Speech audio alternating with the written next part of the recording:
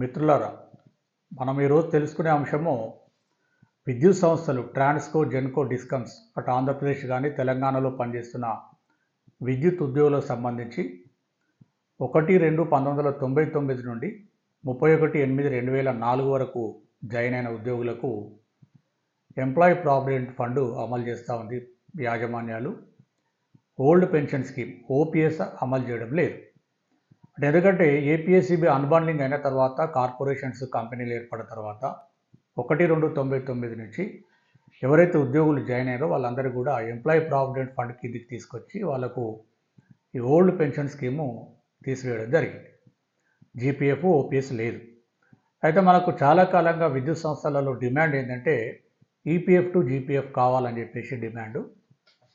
EPF to GPF అంటే చాలామందికి కూడా తెలియకపోవచ్చు. జనరల్ పబ్లిక్కి old pension scheme, contributory pension scheme, EPF అంటేనే లేకపోతే నేషనల్ పెన్షన్ స్కీమ్ సెంట్రల్ గవర్నమెంటే అట్లా ఆ పదాలలో మాట్లాడితేనే అర్థమవుతుంది. కాబట్టి నేను ఈపీఎఫ్ టు జీపీఎఫ్ అనే దాని బదులు ఓపీఎస్ మరియు జీపీఎఫ్ అనే పదాన్ని వాడతాను మనకు కన్వీనియంట్ కోసము.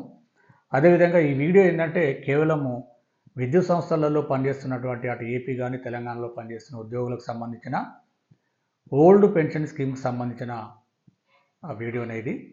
అది కొంత జనరల్ పబ్లిక్, జనరల్ ఎంప్లాయీస్ కూడా ఇది ఉపయోగపడుతుంది. నేను చెప్పే జడ్జిమెంట్స్ కానీ లేటెస్ట్ పరిణామాలు కానీ ఇటు ఆంధ్రప్రదేశ్, ఇప్పుడు తెలంగాణలో ముఖ్యంగా తెలంగాణలో డివిజన్ బేస్ తీర్పు ఏమొచ్చింది, ఈ మధ్య కాలంలో లేటెస్ట్గా కానిస్టేబుల్కి సంబంధించినటువంటి ఓపీఎస్కి సంబంధించినటువంటి తీర్పు, డిఎస్సి 2003 టీచర్కి సంబంధించినటువంటి తీర్పు, అదేవిధంగా ఈ మధ్య కాలంలో మొన్న నవంబర్ 4th రోజు ఒక 2 పిటిషన్ల మీద ఈ తెలంగాణ ఎలక్ట్రిసిటీ ట్రాన్స్కో, జెన్కో, ఎస్పీడీసీఎల్, ఎన్పీడీసీఎల్కి సంబంధించినటువంటి ఈ ఓపీఎస్ సంబంధించినటువంటి జడ్జిమెంట్స్ ఏం చెప్తా ఉన్నాయి, అసలు కేంద్ర ప్రభుత్వంలో ఏం జరిగింది, ఈ national pension scheme government of India, అదే ఉమ్మడి ఆంధ్రప్రదేశ్ రాష్ట్రంలో కాంట్రిబ్యూటరీ పెన్షన్ స్కీము, అదే మరి విద్యుత్ సంస్థలు అయితే ఈపీఎఫ్ ఎంప్లాయీ ప్రావిడెంట్ ఫండ్ కింద ఉద్యోగులు పనిచేస్తూ ఉన్నారు. ఎందుకంటే వీళ్ళందరూ కూడా ఓల్డ్ పెన్షన్ స్కీమ్ను తీసివేయడం జరిగింది. ఏపీ రివైజ్డ్ పెన్షన్ రూల్స్ 1980ని అవి ఎత్తివేస్తూ జీపీఎఫ్ని ఎత్తివేస్తూ ఈ ఉద్యోగులందరూ కొత్త అంటే గవర్నమెంట్ ఆఫ్ ఉమ్మడి ఆంధ్రప్రదేశ్ రాష్ట్రంలో అంటే గవర్నమెంట్ ఆఫ్ తెలంగాణ కానీ ఆంధ్రప్రదేశ్లో 1/9/2004 నుంచి జాయిన్ అవుతున్న వాళ్ళందరూ కూడా సిపిఎస్ పెట్టడం జరిగింది. అదే గవర్నమెంట్ ఆఫ్ ఇండియాలో 1/1/2004 నుంచి జాయిన్ అవుతున్నటువంటి వాళ్లకు ఎన్పిఎస్ పెట్టడం జరిగింది. మరి విద్యుత్ సంస్థలలో 1/2/1999 తర్వాత ఎవరైతే జాయిన్ అవుతున్నారో వాళ్ళకు ఈపీఎఫ్ పెట్టడం జరిగింది. అంటే old pension scheme cut off dates government of India వేరుంది, విద్యుత్ సంస్థలలో వేరుగా ఉంది, ఇటు ఉమ్మడి ఆంధ్రప్రదేశ్ కానీ లేకపోతే తెలంగాణ రాష్ట్రంలో కూడా వేరుగా ఉన్నాయి కట్ ఆఫ్ డేట్స్, ఓపీఎస్కి తర్వాత సిపిఎస్కి కానీ ఎన్పిఎస్కి కానీ. అయితే ఆ కట్ ఆఫ్ డేట్స్ ఏంది, ఈ లేటెస్ట్ జడ్జిమెంట్స్ మీద చాలామంది మిత్రులు అటు ఆంధ్రప్రదేశ్ కానీ తెలంగాణలో విద్యుత్ సంస్థలలో పనిచేస్తున్నటువంటి చాలామంది మిత్రులు సార్ ఈ టోటల్గా కేసులు మాకు అర్థం అవడం లేదు, ఈ జడ్జిమెంట్స్ ఆ కాపీ ఈ కాపీ వాట్సాప్లలో రొటేట్ అవుతూ ఉన్నాయి, షేర్ అవుతూ ఉన్నాయి, మరి ఏంటి వీటి మీద పరిస్థితి, మరి విద్యుత్ సంస్థలలో ఓల్డ్ పెన్షన్ స్కీము జీపీఎఫ్ అనేది సాధ్యమవుతుందా కాదా, 2004 వరకు కనీసం on par with state government employees వరకు ఆ డేట్ వరకైనా జాయిన్ అయిన మంది ఉద్యోగులు సుమారుగా ఇటు తెలంగాణ కానీ అటు ఆంధ్రప్రదేశ్ కానీ 10,000 మంది ఉన్నారు. అంటే మనకు తెలంగాణలో సుమారుగా 4,500 మంది ట్రాన్స్కో, జెన్కో డిస్ట్రిబ్యూషన్ కంపెనీలలో పనిచేస్తున్నారు. అదే మనకు ఏపీలో సుమారుగా ఒక 6,000 మంది వరకు కూడా ఉన్నట్టుగా సమాచారం ఉంది. మరి వీళ్ళకి సాధ్యమవుతుందా కాదా, ఈ తీర్పులు మాకు వర్తిస్తాయా లేదా. ఈ మధ్య ఎందుకంటే తెలంగాణ హైకోర్టు ఒక 2 పిటిషన్ల మీద ఆర్డర్ ఇవ్వడం జరిగింది. ఆర్డర్ అసలు ఏమి ఆర్డర్ నిలబడుతుందా లేదా, మాకు న్యాయం జరుగుతుందా, ఇట్లా రకరకాల డౌట్స్ చాలామంది అడుగుతూ ఉన్నారు. అందుకే ఈ వీడియో చేస్తున్నాం. కాబట్టి ముఖ్యంగా విద్యుత్ ఉద్యోగులు కానీ ఇతర ఉద్యోగులు కూడా ఈ వీడియో పూర్తిగా వినండి, అర్థం చేసుకోండి. ఈ వీడియో నచ్చినట్లయితే మీ మిత్రులందరూ కూడా షేర్ చేయాలని తెలియజేస్తూ, అదేవిధంగా ఈ మన ఛానల్ ఎవరైతే సబ్స్క్రైబ్ చేయలేదో ఈ సబ్స్క్రైబ్ చేయాలని తెలియజేస్తూ, ఇదంతా కొంత లీగల్ బేస్డ్, ఇన్ఫర్మేషన్ బేస్డ్ కానీ ప్రభుత్వాలను విమర్శించడమో లేకపోతే ఉద్యోగులను రెచ్చగొట్టడానికి చేసినటువంటి వీడియో కాదు, అంతగా అసలే కాదు. మొదట మనకు ఈ తెలంగాణ రాష్ట్రంలో ఈ సంవత్సరమే గౌరవ హైకోర్టు డివిజన్ బెంచ్, ఇది సింగిల్ బెంచ్ కాదు, division bench, justice Sam Koshy bench, ఆ డివిజన్ బెంచ్ డిస్ట్రిక్ట్ కోర్టులలో పనిచేస్తున్నటువంటి ఉద్యోగులకు సంబంధించినటువంటి తీర్పు ఒక హిస్టారికల్ తీర్పుగా ప్రస్తుతం చెప్పుకోవచ్చు. ఎందుకంటే ఇప్పటివరకు ఇలాంటి తీర్పు రాలేదు. ఈ తీర్పులో చెప్పిన అంశం ఫస్ట్ తీర్పు చెప్తున్నాను, ఎందుకంటే ఫస్ట్ ఈ మార్చ్ 19 రోజు ఈ తీర్పు ఇవ్వడం జరిగింది 2025. ఇది డివిజన్ బెంచ్ ఆర్డర్. ఇది కూడా డిస్ట్రిక్ట్ కోర్ట్ ఎంప్లాయీస్కే వర్తిస్తుంది. అయితే వీళ్ళు అదే దీనికంటే ముందు అసలు గవర్నమెంట్ ఆఫ్ ఇండియాలో ఏం జరిగింది అనేది మీకు మీ దృష్టికి తీసుకొస్తాను. గవర్నమెంట్ ఆఫ్ ఇండియాలో 1/1/2004 నుండి ఎవరైతే ఉద్యోగాలలో జాయిన్ అవుతున్నారో వాళ్ళందరికీ కూడా ఎన్పిఎస్ పెట్టడం జరిగింది. అయితే అక్కడ కేంద్ర ప్రభుత్వంలో యూనియన్స్ కానీ అసోసియేషన్లు ఉద్యమాల ఫలితంగా కేంద్ర ప్రభుత్వం 2020లో ఒక సర్క్యులర్ జారీ చేసింది, ఒక ఆర్డర్ ఇచ్చింది. ఆర్డర్ యొక్క సారాంశం ఏంటంటే 31/12/2003 నాటికి నోటిఫికేషన్ ఇచ్చి రిక్రూట్మెంట్ అయిపోయి ఇంటర్వ్యూలు అయిపోయి సెలక్షన్ ప్రాసెస్ అంతా అయిపోయి అపాయింట్మెంట్ ఆర్డర్స్ డిలే ఉన్నవాళ్ళు, అంటే 31/12/2003 నాటికి మొత్తం ప్రాసెస్ అయిపోవాలి, అపాయింట్మెంట్ ఆర్డర్స్ అవైటింగ్ ఉండాలి. మరి అపాయింట్మెంట్ ఆర్డర్స్ ప్రభుత్వం ఏం చేసింది 1/1/2004 తర్వాత ఇచ్చింది. అంటే వాళ్ళకి ఈ కట్ ఆఫ్ డేట్ మారిపోయింది. అంటే ఓపీఎస్ నుంచి వాళ్ళంతా ఎన్పిఎస్కి రావడం జరిగింది. డ్యూ టు అడ్మినిస్ట్రేటివ్ డిలే, అంటే ఉద్యోగుల అభ్యర్థుల యొక్క తప్పిదం ఏం లేదు, ప్రభుత్వం యొక్క విధానపరమైనటువంటి నిర్ణయం తీసుకునే దాంట్లో అపాయింట్మెంట్ ఆర్డర్ ఇచ్చే దాంట్లో లేట్ అయింది. కాబట్టి వాళ్లకు 2020లో ఒక గవర్నమెంట్ ఆఫ్ ఇండియా ఆర్డర్ జారీ చేస్తూ ఎవరైతే 31/12/2003 నాటికే సెలక్షన్ ప్రాసెస్ అంతా అయిపోయి దాని తర్వాత ఉద్యోగాలలో జాయిన్ అయ్యారో వాళ్లకు ఓపీఎస్కి వన్ టైం ఆప్షన్ ఇవ్వడం జరిగింది. ఇమీడియట్గా కేంద్ర ప్రభుత్వంలో పనిచేస్తున్నటువంటి వేలాది మంది, లక్షలాది మంది మళ్ళీ ఓల్డ్ పెన్షన్ స్కీమ్ ఆప్షన్ ఇచ్చుకొని అటు వెళ్ళడం జరిగింది. తర్వాత మళ్ళీ కేంద్ర ప్రభుత్వ ఉద్యోగులు, యూనియన్లు, అసోసియేషన్లు పెద్ద ఎత్తున ఉద్యమ ఫలితంగా మళ్ళీ ఇంకొక ఆర్డర్, గవర్నమెంట్ ఆఫ్ ఇండియా 2023లో ఒక సర్క్యులర్ ఇవ్వడం జరిగింది, ఒక ఆర్డర్ ఇవ్వడం జరిగింది. దాని యొక్క సారాంశం ఏంటంటే ఏదైనా రిక్రూట్మెంట్ 31/12/2003 నాటికి సెలక్షన్ ప్రాసెస్ ఇనిషియేట్ అయితే చాలు, అంటే అట్లీస్ట్ అది నోటిఫికేషన్ ఇచ్చుంటే చాలు, ఆ డేట్ లోపల 31/12/2003 నాటికే నోటిఫికేషన్ ఇచ్చి ఉండాలి. అప్పుడు నోటిఫికేషన్ ఇచ్చిందంటే ఆ వేకెన్సీలు ఆ డేట్ ముందు ఏర్పడ్డాయి కాబట్టి, అంటే arised vacancies should be before 31/12/2003. అంటే వేకెన్సీలు అరైజ్ అయింది ఆ కట్ ఆఫ్ డేట్ కంటే ముందే, తర్వాత నోటిఫికేషన్ ఇచ్చింది కూడా ఆ డేట్ కంటే ముందే. కాబట్టి ఎవరైతే 31/12/2003 నాటికే సెలక్షన్ ప్రాసెస్ స్టార్ట్ అయ్యి దాని తర్వాత అపాయింట్ అయినారో వాళ్ళకు కూడా మళ్ళీ ఒకసారి ఓపీఎస్కి ఆప్షన్ ఇవ్వడం జరిగింది. ఇది 2023లో వచ్చినటువంటి సర్క్యులర్, మార్చిలో వచ్చింది, 2023 మార్చిలో. దీన్ని బేస్ చేసుకునే ఈ రెండు సర్క్యులర్స్ బేస్ చేసుకొని ఇక్కడ మనకు తెలంగాణలో డిస్ట్రిక్ట్ కోర్టులలో పనిచేస్తున్నటువంటి జూనియర్ అసిస్టెంట్స్, టైపిస్టులు, స్టెనోలు ఇట్లా కొంతమంది ఉద్యోగులు ఏం చేశారంటే గవర్నమెంట్ ఆఫ్ ఇండియా ఇచ్చినటువంటి రెండు సర్క్యులర్స్ని ప్రభుత్వం అడాప్ట్ చేసుకొని మాకు కూడా ఓపీఎస్కి అవకాశం ఇవ్వాలి. ఎందుకంటే వాళ్ళ నోటిఫికేషన్ 2004కి ఇచ్చిండ్రు, అంటే 31/8/2004 కంటే ముందే వాళ్ళ నోటిఫికేషన్ ఇచ్చిండ్రు. వాళ్ళ వేకెన్సీలు కూడా 31/8/2004 కంటే ముందే అరైజ్డ్ వేకెన్సీలు. కాబట్టి మాకు ప్రభుత్వం, కేంద్ర ప్రభుత్వం ఇచ్చినటువంటి ఆర్డర్స్ని అడాప్ట్ చేసి మాకు ఓపీఎస్ ఇవ్వాలని చెప్పేసి వాళ్ళు కోర్టుకు వెళ్ళడం జరిగింది. దాన్ని విచారించిన తర్వాత వాదనలు, ప్రతివాదనలు, అఫిడవిట్, కౌంటర్ అఫిడవిట్ అన్నీ అయిపోయిన తర్వాత గౌరవ తెలంగాణ హైకోర్టు, అప్పటికే మహారాష్ట్ర హైకోర్టులో కూడా ఇదే సేమ్ ఆర్డర్ వచ్చింది. గవర్నమెంట్ ఆఫ్ ఇండియా ప్రకారం ఇచ్చిన సర్క్యులర్ ప్రకారంగా కట్ ఆఫ్ డేట్ లోపు ఎవరైతే నోటిఫికేషన్ వచ్చిందో, ఎవరైతే దాని తర్వాత అపాయింట్ అయినారో వాళ్ళందరూ కూడా ఓపీఎస్ ఇవ్వాలని చెప్పేసి మహారాష్ట్రలో కూడా ఒక తీర్పు రావడం జరిగింది. వాటిని బేస్ చేసుకొని ఇక్కడ గౌరవ Telangana high court division bench order, ఇది సింగిల్ బెంచ్ కాదు, ఇవ్వడం జరిగింది. ఇప్పటికీ దాని తర్వాత ఇక్కడ ఇచ్చిన హైకోర్టు ఇచ్చిన తీర్పు ఏంది, కేంద్ర ప్రభుత్వంలో రెండు సర్క్యులర్లు, రెండో సర్క్యులర్ ఏం చెప్తున్నది 31/12/2003 నాటికే వేకెన్సీలు అరైజ్ అయి ఉండాలి, 31/12/2003 నాటికే నోటిఫికేషన్ ఇచ్చి ఉండాలి, తర్వాత రిక్రూట్మెంట్ అయినా పర్వాలేదు, వాళ్ళందరికీ కూడా ఓపీఎస్ అవకాశం వచ్చింది. ఇక్కడ గౌరవ తెలంగాణ హైకోర్టు చెప్పింది ఏంటంటే 31/8/2004 నాటికే వేకెన్సీలు వచ్చినాయి, ఏర్పడి ఉన్నాయి. దాని తర్వాత నోటిఫికేషన్ కూడా ప్రాసెస్ అంటే సెలక్షన్ ప్రాసెస్ మొదలైంది. దాని తర్వాత అపాయింట్ అయింది. కాబట్టి వాళ్ళకు వాళ్ళకు కూడా ఇవ్వాలని చెప్పేసి సేమ్ గవర్నమెంట్ ఆఫ్ ఇండియా ఇచ్చినటువంటి 2 సర్క్యులర్స్ని అడాప్ట్ చేసి వీళ్ళకు ఓపీఎస్ ఇలా ఇవ్వాలని చెప్పేసి ఇక్కడ గౌరవ high court Telangana division bench order ఇవ్వడం జరిగింది. దీని తర్వాత సింగిల్ బెంచ్లో మళ్ళొక బ్యాచ్ ఆఫ్ ద కేసెస్ అంటే DSC district selection committee teachers recruitment 2003కు సంబంధించినటువంటి నోటిఫికేషను వీళ్ళది కూడా ఇదే సమస్య. అంటే ఇప్పుడు జిల్లా కోర్టు ఎంప్లాయీస్ సంబంధించింది ఏంటి, వాళ్ళు 2004 కంటే ముందే సెలక్షన్ ప్రాసెస్ మొదలైంది, వాళ్ళ అపాయింట్మెంట్ మాత్రం 2005లో అయింది.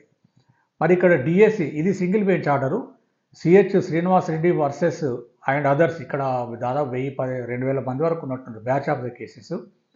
వీళ్ళకు మనకు గౌరవ high court single bench justice Bhimapaka Nagesh bench date 29/7/2025 ఒక ఆర్డర్ ఇచ్చింది. డివిజన్ బెంచ్ ఇచ్చిన ఆర్డర్ని బేస్ చేసుకొని వీళ్ళు కూడా సిమిలర్గా ఉన్నారు కాబట్టి వీళ్ళకు కూడా ఓపీఎస్ అవకాశం ఇవ్వాలని చెప్పేసి ఇవ్వడం జరిగింది. దాని తర్వాత కానిస్టేబుల్స్ రిక్రూట్మెంటు 2003-2004 నోటిఫికేషన్ ఇది. వీళ్ళు కూడా కొంతమంది Pulipati Ravikumar and 19 others versus state of Telangana ఈ కేసులో కూడా వీళ్ళు వెళ్ళడం జరిగింది. ఇది కూడా జస్టిస్ పుల్లా కార్తిక్ బెంచ్. ఇక్కడ కూడా వీళ్ళకు సేమ్ ఆ డివిజన్ బెంచ్ తీర్పును ఆధారంగా చేసుకొని వీళ్ళు ఎందుకంటే 2004 కంటే ముందే అంటే 31/8/2004 కంటే ముందే వీళ్ళ నోటిఫికేషన్ ఇచ్చి సెలక్షన్ ప్రాసెస్ మొదలైంది కాబట్టి ఆనాటికే అరైజ్డ్ వేకెన్సీస్ కాబట్టి వాళ్ళకు కూడా ఓపీఎస్ అవకాశం ఇవ్వాలని చెప్పేసి హైకోర్టు తీర్పు ఇవ్వడం జరిగింది. అయితే ఇటు డివిజన్ బెంచ్ ఆర్డర్ కానీ సింగిల్ బెంచ్ ఆర్డర్లు కానీ వస్తూ ఉన్నాయి. వీటి మీద ఇప్పటివరకు కూడా తెలంగాణ ప్రభుత్వం ఇంకా నిర్ణయం తీసుకున్నట్లుగా సమాచారం లేదు. అంటే తప్పకుండా నిర్ణయం తీసుకుంటుందని అందరూ ఆశిస్తున్నారు.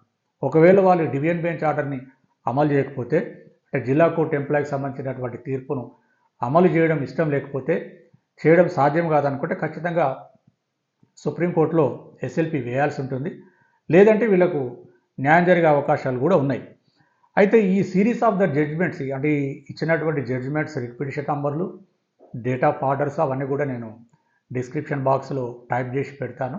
మీరు ఎవరైనా కావాలంటే మీరు హైకోర్టు వెబ్సైట్కి వెళ్ళి ఆ నంబర్లను పెట్టుకొని మీరు చేసుకోవచ్చు. అయితే ఈ మధ్యకాలంలో ఈ నవంబర్ 4వ తారీఖు మనకు high court Telangana justice Pulla Karthik bench ఒక ఆర్డర్ పాస్ చేయడం జరిగింది. విద్యుత్ సంస్థలకు సంబంధించి తెలంగాణ విద్యుత్ సంస్థలకు సంబంధించి 2 పిటిషన్ల మీద ఒక ఆర్డర్ వచ్చింది. ఏం ఆర్డర్ అంటే ఈ బుక్య మంగీలాల్ అండ్ 478 అదర్స్ అంటే మొత్తం ఈ పిటిషన్లో 479 మంది ఉన్నారు.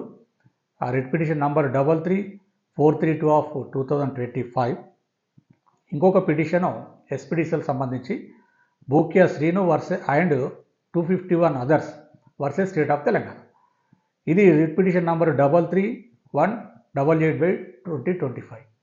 ఈ 2 పిటిషన్లను గౌరవ హైకోర్టు డిస్పోజ్ చేస్తూ మొన్న నవంబర్ 4వ తారీఖు 2025 ఇస్తూ ఏం చెప్పిందంటే పైన నేను ఇంతకుముందు చెప్పిన 3 తీర్పులు ఏమో చాలా స్పెసిఫిక్గా ఉన్నాయి. అంటే అది క్లియర్గా డివిజన్ బెంచ్ ఆర్డర్కు సూట్ అయ్యేటట్టున్నాయి. ఇక్కడ ఈ విద్యుత్ సంస్థలకు సంబంధించి తెలంగాణ విద్యుత్ సంస్థలకు సంబంధించిన ఆర్డర్లు ఏముందంటే ఈ డివిజన్ బెంచ్ ఇచ్చిన ఆర్డర్ కానీ కానిస్టేబుల్స్కి ఇచ్చినటువంటి ఆర్డర్ల ప్రకారంగా ఈ ఎవరైతే పిటిషనర్స్ ఉన్నారో ఫస్ట్ పిటిషన్లో 479 మంది, రెండో పిటిషన్లో 252 మంది పిటిషనర్స్ ఉన్నారు. పిటిషనర్స్కి ఈ తీర్పు ఇచ్చిన వారం రోజులలో మేనేజ్మెంట్కి అప్లికేషన్ పెట్టుకోండి. ఆ అప్లికేషన్స్ని పరిశీలించి ఈ డివిజన్ బెంచ్ తీర్పు ఆధారంగా అప్రాప్రియేట్ ఆర్డర్ని ఇష్యూ చేయమని చెప్పి 8 వారాలలో అప్రాప్రియేట్ ఆర్డర్ ఇవ్వాలని చెప్పేసి గౌరవ మన యాజమాన్యాలకు ఆర్డర్ చేయడం జరిగింది. దాని మీద ఇప్పుడు ఒక పెద్ద ఎత్తున విద్యుత్ సంస్థలలో చర్చ మొదలైంది. అయిపోతుందని, అవుతుందని. ఎవరికైనా ఏంటంటే ఇప్పుడు ఉద్యోగులకు సంబంధించి రిటైర్మెంట్ అయిన తర్వాత పెన్షన్ అనేది ఒక main source of income for livelihood అంటే బతకాలంటే కావాలి. కాబట్టి ఒకవైపు చూస్తే మనకు ఈపీఎఫ్ ఐఆర్ పెన్షన్ విషయంలో చూసినాము. ఈపీఎఫ్ ఐఆర్ పెన్షన్లో చాలామంది మనం అప్లై చేసినాము. దాని చాలా అప్లికేషన్లు రిజెక్ట్ అయిపోయినాయి. మళ్ళీ కొంతమంది అది లాభదాయకం లేదు, మన డబ్బులే కదా అని చెప్పేసి కొంతమంది ఆప్షన్ కూడా ఇవ్వడం లేదు. మళ్ళీ ఎవరైతే రిజెక్ట్ అయినటువంటి వందలాది అప్లికేషన్లు ఉన్నాయో వాటిని రివ్యూ చేయాలని చెప్పి కూడా అటు ఈపీఎఫ్ఓ ఒక ఆర్డర్ ఇవ్వడం జరిగింది. దాని మీద అసలు ఈపీఎఫ్ఓ వాళ్ళు ఏం చేస్తున్నారో కూడా అర్థం కాని పరిస్థితి. ఈ పరిస్థితులలో ఇంకా 1-2 రిట్ పిటిషన్స్ కూడా ఉన్నట్టున్నాయి పెండింగ్ హైకోర్టులో. ఈ మధ్య కాలంలో సబ్ ఇంజనీర్కి సంబంధించి అంటే 1999 నోటిఫికేషన్ జనవరిలో ఇవ్వడం జరిగింది. ఇది ఏపీఎస్సీ నోటిఫికేషన్. అదొక రిట్ పిటిషన్ సెపరేట్గా ఈ డివిజన్ బెంచ్ ఆర్డర్ని ఇంప్లిమెంట్ చేయాలి. ఎందుకంటే కేంద్ర ప్రభుత్వం ఇచ్చిన 2 సర్క్యులర్లను అడాప్ట్ చేసి ఎవరైతే ఏపీఎస్సీ నోటిఫికేషన్ ద్వారా నియమించబడిన సబ్ ఇంజనీర్స్కు ఇవ్వాలని చెప్పి మనకు జెన్కోలో ఒక 52 మంది sub engineers Kodapaka Kumaraswamy and 51 others ఒక కేసుని ఈ మధ్య కాలంలో రిట్ పిటిషన్ వేయడం జరిగింది. ఇంకా అది కేసు పెండింగ్లో ఉంది. దీనికంటే ముందే 1999 సంబంధించినటువంటి JAOs recruitment, junior accounts officers recruitment, వాళ్ళు కూడా ఒక రిట్ పిటిషన్ హైకోర్టులో వేయడం జరిగింది. అది కూడా ఇంకా కేసు పెండింగ్లో ఉంది. ఈ 2 కేసులు ఏంటంటే ఏపీఎస్సీబీ నోటిఫికేషన్ కాబట్టి ఏపీఎస్సీబీ ఉద్యోగులకు ఉన్నటువంటి ఫెసిలిటీస్ అంటే ఓపీఎస్ అండ్ జీపీఎఫ్ ఇవ్వాలని చెప్పేసి ఈ 2 పిటిషన్స్ కూడా ఇక్కడ పెండింగ్ ఉన్నాయి గౌరవ హైకోర్టు తెలంగాణ ముందు. ఈ క్రమం లోపల నిన్న చాలామంది అంటే ఈ 2 పిటిషన్లకు సంబంధించినటువంటి జడ్జిమెంటు నెట్లో అప్లోడ్ చేయడం మన గ్రూపులలో రాగానే అసలు అయిపోతుంది అనేది చాలామంది అడుగుతూ ఉన్నారు. మరి ఈ క్రమంలో నేను చెప్పేది ఏంటంటే మరి ఇప్పుడు వచ్చిన 2 తీర్పుల మీద యాజమాన్యాలు పాజిటివ్గా నిర్ణయం తీసుకుంటాయా అంటే 31/8/2004 లోపు జాయిన్ అయిన ఉద్యోగులందరికీ 1/2/99 అంటే ఇక్కడ ఈ పిటిషన్లలో ప్రే చెప్పాలి. నేను మీకు మెయిన్గా వీళ్ళు పిటిషనర్స్ ప్రే ఏంటంటే ట్రైపార్టైట్ అగ్రిమెంట్ ప్రకారంగా మాకు అర్హత ఉంది, అదేవిధంగా ఇది ఇండస్ట్రియల్ డిస్ప్యూట్ యాక్ట్ ప్రకారంగా మినిట్స్ ఆఫ్ మినిట్స్ని ఎంటర్ అయి ఉన్నాం మేనేజ్మెంట్ తోటి కాబట్టి మాకు ఓపీఎస్ ఇవ్వాలని చెప్పేసి ఈ 2 పిటిషన్లలో ప్రే ఉంది. కానీ మళ్ళీ కోర్టు వాదనలలో పిటిషన్కి సంబంధించినటువంటి కౌన్సిల్ అంటే అడ్వకేట్ వాదనలు మన రెస్పాండెంట్కి సంబంధించినటువంటి యాజమాన్యాలకు సంబంధించినటువంటి న్యాయవాదులు పెద్దగా అపోజ్ చేయలేదట. దాని మీద జడ్జి గారు ఏం చెప్పిందంటే గతంలో ఇచ్చిన డివిజన్ బెంచ్ ఆర్డర్ కానీ తర్వాత సింగిల్ బెంచ్ ఆర్డర్ ప్రకారంగా వీళ్ళని అప్లికేషన్ వారం రోజుల్లో పెట్టుకోమన్నారు. ఆ పెట్టుకున్న అప్లికేషన్ల మీద 8 వారాలలో నిర్ణయం తీసుకొని అప్రోప్రియేట్ ఆర్డర్ ఇవ్వమన్నారు. అంటే ఖచ్చితంగా వీళ్ళకు ఓపీఎస్ ఆప్షన్ ఇవ్వాలని చెప్పేసి చెప్పలేదు. ఎందుకంటే పిటిషన్స్ వేయగానే పిటిషన్ అఫిడవిట్ మీద కౌంటర్స్ రావాలి. కౌంటర్సు అంటే వాదనలు ప్రతివాదనలు జరిగిన తర్వాత కౌంటర్స్ వచ్చిన తర్వాత పూర్తి స్థాయిలో ఆర్గ్యుమెంట్స్ అయితేనే కొంత డిలే అవుతుంది. ఇమీడియట్గా ఫస్ట్ రోజే రాదు జడ్జిమెంట్. ఈ 2 పిటిషన్లలో మనము పిటిషన్ వేసిన రోజే వచ్చింది. సరే సంతోషమే. మరి యాజమాన్యాలు వీటి మీద వీళ్ళంతా అప్లికేషన్ పెట్టుకున్న తర్వాత వీళ్ళకి ఇస్తారా, రిజెక్ట్ చేస్తూ స్పీకింగ్ ఆర్డర్ ఇస్తారా అనేది మనం వెయిట్ చేసి చూద్దాం. ఈ క్రమం లోపల చాలామంది ఉద్యోగుల యొక్క పరిస్థితి ఏంటంటే మరి మన పరిస్థితి ఏంటనేది ఆలోచిస్తున్నారు. నిన్ననే మనకు ఇంజనీర్స్ అసోసియేషన్ సంబంధించినటువంటి మిత్రులు మాట్లాడడం జరిగింది, నాయకులు. అదేవిధంగా మేము నేను Telangana electricity BC employees association state ప్రెసిడెంట్గా పనిచేస్తున్నాను. మీకు అందరికీ సుపరిచితమే. నేను అనేక సామాజిక అంశాల మీద పత్రికలలో వ్యాసాలు రాయడం, అదేవిధంగా మీడియాలో కూడా డిబేట్స్లో కూడా పార్టిసిపేట్ చేస్తా. ఈ క్రమంలో కొంత ఉద్యోగులు ఎందుకంటే మనం గతంలో ఒక పెద్ద కార్యక్రమం మీటింగ్ పెట్టడం జరిగింది, జూమ్ మీటింగ్ జరిగినాయి. వెంటనే ఒక జూమ్ మీటింగ్ కూడా కండక్ట్ చేసి మరి 31/8/2004 వరకు ఎవరైతే జాయిన్ అయిందో 1/2/1999 నుంచి 31/8/2004 వరకు ఎవరైతే జాయిన్ అయి ఉన్నారో వీళ్ళకి ఏ విధంగా మనం లీగల్గా ఫైట్ చేసి పొందుతామా. ఎందుకంటే తెలంగాణ ప్రభుత్వం ఇప్పటికి కూడా నిర్ణయం తీసుకోలేదు వీళ్ళకు ఓపీఎస్ జీపీఎఫ్ ఇవ్వడానికి. అదేవిధంగా మనం ఈ మధ్య కాలంలో ఆంధ్రప్రదేశ్లో విద్యుత్ సంస్థలలో కూడా మనం చూసినాము. అక్కడ జేఏసీ ఏర్పాటు చేసి సమ్మె నోటీస్ వరకు వెళ్ళిన తర్వాత అంతకంటే ముందే అక్కడ కూడా ఒక కోర్టులో పిటిషన్ వేయడం జరిగింది. 2004 వరకు జాయిన్ అయిన ఉద్యోగులందరూ కూడా ఓపీఎస్ జీపీఎఫ్ ఇవ్వాలని వెళ్తే అక్కడ హైకోర్టు చెప్పింది ఏంటంటే 3 నెలల్లో దీని మీద నిర్ణయం తీసుకోవాలని చెప్పి ఖరాఖండిగా ఒక ఆర్డర్ ఇవ్వడం జరిగింది. ఆ ఆర్డర్ కూడా మనకు తెలిసిందే, అది లాస్ట్ ఇయర్ వచ్చినట్లుంది. దాని మీద మనకి ఈ మధ్య కాలంలో ఆంధ్రప్రదేశ్ ప్రభుత్వం నిర్ణయం తీసుకొని మేము ఈ ఓపీఎస్ జీపీఎఫ్ ఎవరైతే 1/2/1999 నుంచి 2004 వరకు చేరిన ఉద్యోగులకు మేము అమలు చేయడం సాధ్యం కాదు, అది ఫైనాన్షియల్గా వయబిలిటీ లేదని చెప్పేసి వాళ్ళు ఒక నిర్ణయం తీసుకోవడం జరిగింది. అయినా కూడా అక్కడ AP electricity employees JAC demand మేరకు ఈ మధ్య కాలంలో ఒక కమిటీ కూడా మళ్ళీ వేశారు, మళ్ళీ ఎగ్జామిన్ చేస్తున్నారు అది అసాధ్యాల మీద. పెట్టాలా లేదా అనే దాని మీద మరి దాని మీద మళ్ళీ ఆడ ఆంధ్రప్రదేశ్ రాష్ట్ర ప్రభుత్వం ఏం నిర్ణయం తీసుకుంటుంది, మరి మన వాళ్ళకి న్యాయం జరుగుతుందా లేదా అనేది వేచి చూడాలి. ఇటు మనకు తెలంగాణ విషయానికి వస్తే ఇక్కడ తెలంగాణ మేనేజ్మెంట్ నుంచి 2021లోనే ప్రపోజల్ వెళ్ళింది. ఇంకా మనకు గవర్నమెంట్ ఆఫ్ తెలంగాణ నుంచి ఆమోదం రాలేదు అంటే ఈ ఓపీఎస్ అమలు చేయడానికి. కాబట్టి ఇప్పటికిప్పుడు తెలంగాణలో మేనేజ్మెంట్స్ దీని మీద నిర్ణయం తీసుకునే అవకాశాలు లేవు. మరి ఇప్పుడు వచ్చినటువంటి 2 రిట్ పిటిషన్ల మీద పాజిటివ్గా నిర్ణయం తీసుకుంటారా లేదా నెగటివ్ చేస్తూ స్పీకింగ్ ఆర్డర్ ఇస్తారనేది మనం వెయిట్ చేయాలి. అయినా కూడా మనకు ఇప్పుడు ఇంజనీర్స్ కానీ ఉద్యోగులు చాలామంది డిమాండ్ మేరకు మళ్ళీ ఒకసారి మేము దీని మీద ఆలోచన చేసుకొని లీగల్గా 31/8/2004 వరకు ఏ విధంగా సాధించాలనే దీని మీద కొంత చర్చ చేస్తాం. ఎక్కడ మనకి ఇది ఏమైపోయిందంటే సమస్య